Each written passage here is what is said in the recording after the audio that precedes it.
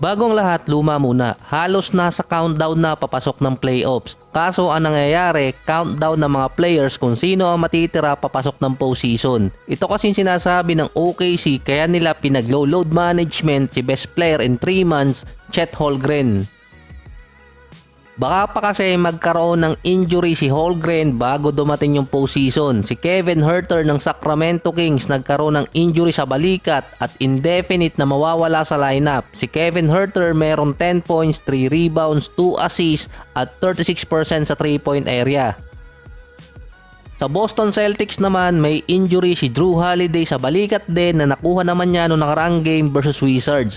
Wala pang binibigay na report doon kung malala ba nakuha ang injury nitong si Holiday. Wala din nilagay kung kailan siya babalik at ang nilagay lang doon sa status niya, out pa siya sa lineup.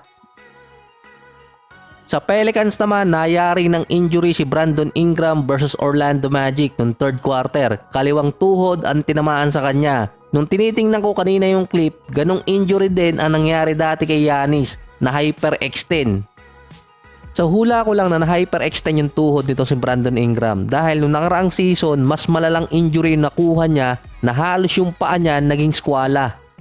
Hindi pa naman nilalabas yung official statement tungkol sa injury ni Ingram dahil iniintay pa yung MRI pero wag naman sanang malala kasi sayang yung season ng Pelicans.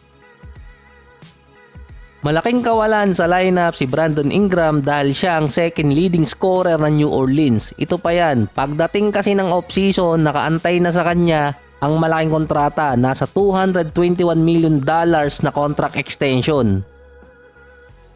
Potentialing umabot pa yun sa $334 million kung masasama siya sa All-NBA team. Pero kapag nagkaroon siya ng malalang injury, posibleng mawala yung kontrata na nag-aantay sa kanya. Kasama din niya yung ibang mga players na merong injury ngayon na hindi pa nakakabalik tulad ni Westbrook, Embiid, Şengün, Tari Eason, Benedict Mathurin, Karl Anthony Towns, Trae Young at marami pa.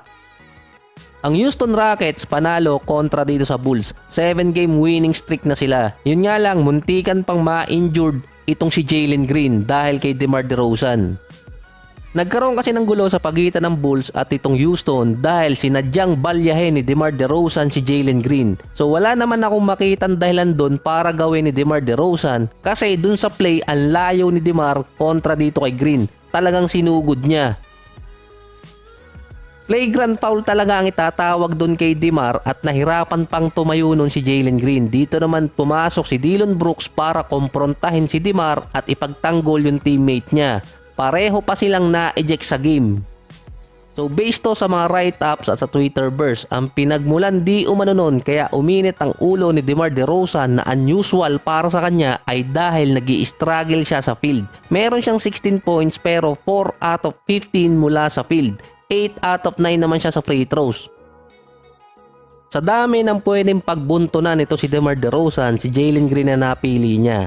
Di umano, prior sa balyahin nitong si DeMar DeRozan si Jalen Green, may isang play kasi doon na napalpal ni Green yung dunk attempt ni DeMar. Sa play pa lang na yun, nakikita ng naiinis na or frustrated na si DeMar DeRozan. Ilang play ding hindi niya mapigilan si Jalen Green. So nagkapatong-patong na yun at dito nga niya sinugod para balyahin si Green kung saan nga muntikang pang ma-injured. Ia-assess pa yon ng NBA at posible pang mapagmulta nun itong si DeMar DeRozan. Posible din ang suspension pero depende na rin kung anong ipapataw ng liga.